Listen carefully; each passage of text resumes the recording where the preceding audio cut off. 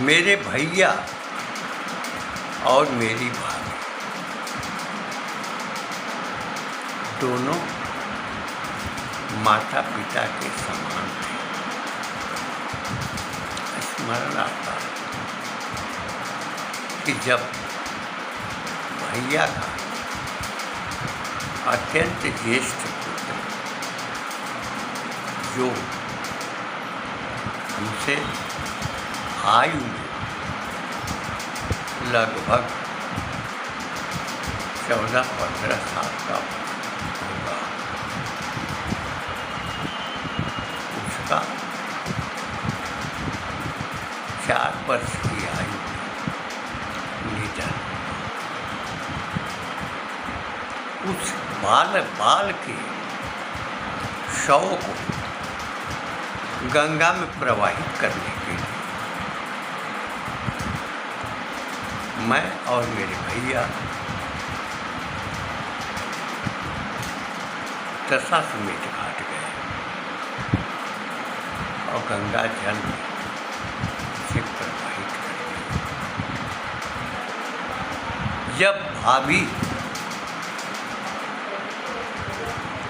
अपने शिशु के लिए रुदन करने लगी तो हमको भाभी की गोद में बिठा दिया कि अब यही तुम्हारा पुत्र है। यह मुझे निरंतर स्मरित होता रहता है। संयोग की बात है कि सब कुछ, सारा कार्यक्रम मेरी माँ की अनुपस्थिति में, मेरे वैवाहिक कार्यक्रम में भाभी ने संपादित किया। माँ स्वरूपा मेरी भाभी।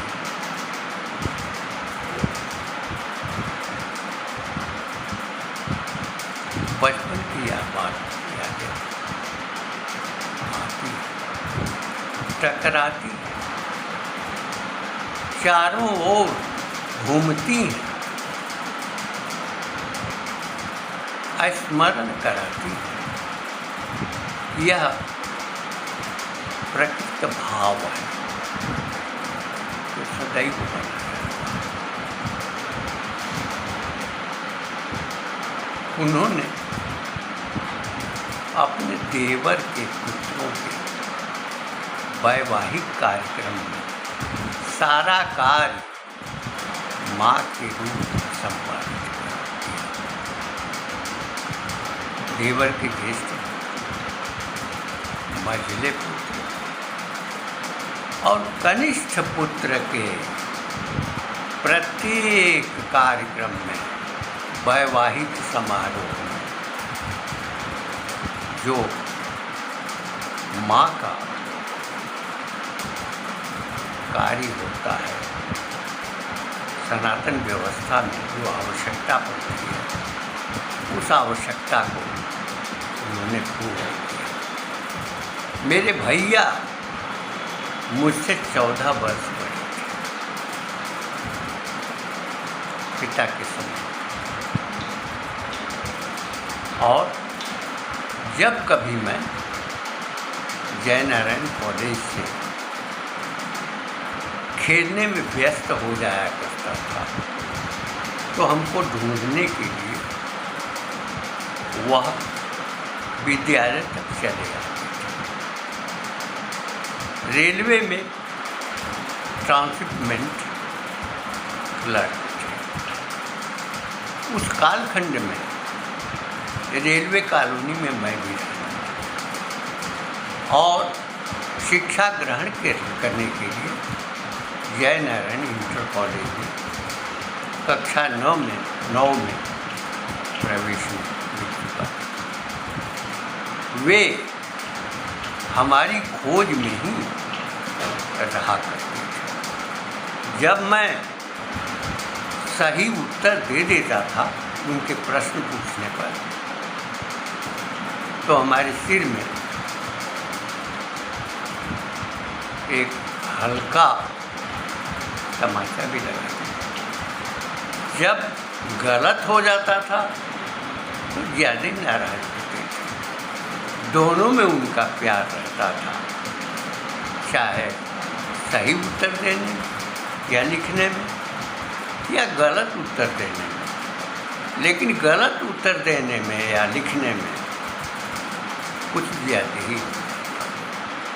इस प्रकार हमने इंटरमीडिएट की परीक्षा उत्तीर्ण की और हरिश्चंद्र कॉलेज में बीए में प्रवेश किया। मेरे निर्धारित शुल्क का पैसा था, उन्होंने दिया और उसे जमा करने के लिए अपरिचित मेरे मित्र बैजनाथ पांडे को दिया, जो अपने साथ शुल्क जमा करके अपना और हमारा प्रवेश करा दिया। यह जीवन की विधा का एक सहारा रहा। स्मरण होता है कि जब मैं उपस्थित नहीं रहता था तो वो मुझे ढूंढा करते थे, खोजा करते थे, और जब मैं उपस्थित होता था तो हमको नाराज होकर थप्पड़ चलाने की भी कार्यवाही करते थे। हमारा न रहना उन्हें खलता था और मेरा रहना मुझे दंडित भी होना पड़ता था। यह थे मेरे भैया, मेरी भाभी, माँ सदृश, माँ का आंचल। मैं 8 वर्ष के बाद ही खो चुका और उसका स्थान ले लिया था मेरी भाभी ने, और भैया ने मुझे हर उत्कर्ष पर पहुंचाने की चेष्टा की। यथासंभव मैं उनकी कामना की पूर्ति करता रहा। आज वो नहीं है, उनकी याद आ रही है, भैया की, भाभी की, और हमारे मन में कामना है कि दोनों की स्मृति में कोई संस्था स्थापित हो। ऋण चुकाना न माँ का न पिता का कभी संभव नहीं हो सकता। जीवन माँ जो रक्षा करती है, पिता जो पालता है, उस प्रकार की भूमिका का निर्वाह करने वाले मेरे भैया, मेरी भाभी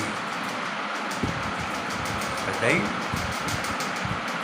आदरणीय और आदरणीय रहे। इनकी स्मृति में कभी मैं खो जाता हूँ और उन्हें याद करता हूँ।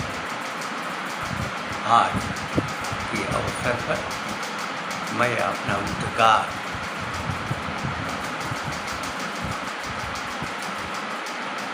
रोक नहीं पाया। इन शब्दों के साथ अपनी वाणी को विराम देते हुए मैं उनके दोनों के चरणों में सादर नमन करता हूँ और आशा करता हूँ कि जिस संत गोस्वामी तुलसीदास जी की रचना मेरे पारिवारिक जीवन का सदैव आदर्श रही है, उसका अनुसरण हमारी पीढ़ियाँ भी करती हैं। मुझे मेरे भैया ने जौहर महाकवि श्याम नारायण पांडे द्वारा रचित जौहर महाकाव्य और महाकाव्य हल्दी घाटी दोनों जिस समय मैं कक्षा 1 में पढ़ रहा था उस समय मुझे सुलभ कराया, काशी से क्रय करके ले गए थे, जिसको उछल करके जिनके छंदों को मैं गाया करता था। और परिणामतः जब पियासी के लोटामन मिश्र जी हमारी अभिव्यक्ति को और भी सशक्त बनाने लगे तो मेरी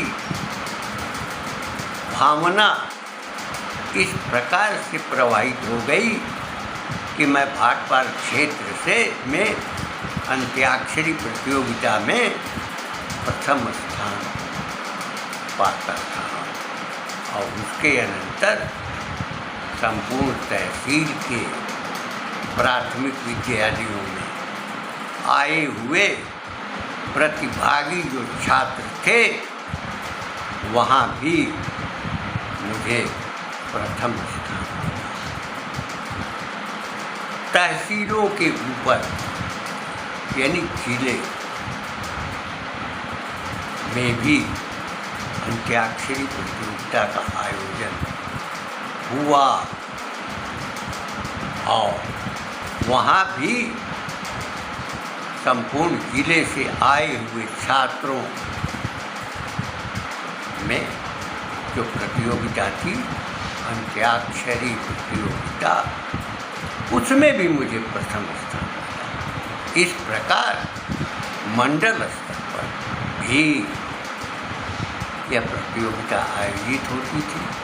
वहाँ भी गोरखपुर मंडल में अंत्याक्षरी प्रतियोगिता में मुझे प्रथम स्थान मिला, जिसके पालने में रामचरितमानस, विनय पत्रिका, गीतावली, कृष्ण गीतावली, सूरसागर रहा हो और हल्दी घाटी रही हो, महाकाव्य जौहर रहा हो, वह कभी पराजित नहीं हो सकता। महारानी पद्मिनी का जौहर व्रत, महाराणा प्रताप का त्याग और बलिदान हमारे व्यक्तित्व को हमेशा उद्दीप्त करता रहा, प्रकाशित करता रहा, प्रकाश देता रहा। उस धारा में मैं अवगाहित रहा।